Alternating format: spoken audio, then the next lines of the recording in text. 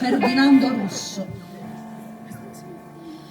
Noi vorna, una cacata solitaria, mezza nascosta rinda un sentiero, co sole luglie e co profumo e l'aria, s'annamuraia e lo strunze in un pompiero.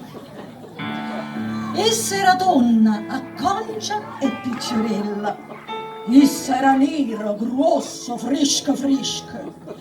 Essa era fatta a forme coppolella, essa rassomigliava a un obelisco. E con l'intermediaria in un muscone, una bella sera tutta profumata, o strunza avetta dichiarazione d'amore, ragacata innamorata. Essa era nata sotto mala stella, che mai nessuno l'aveva guardata, volette bene a quella cacatella più assai rocula che l'aveva cacata.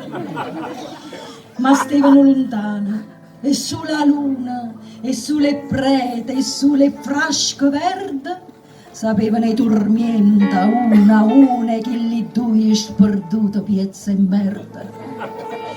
E una mattina erano verso l'otto, nucata d'acqua, coppa una finestra, facetto come libro Galeotto e Anna Francesca e Paolo Malatesta. Benedicendo insieme che la secchia sta stringendo forte, erano sole. Essa le regalaia una pellecchia, essa le regalaia due fasole.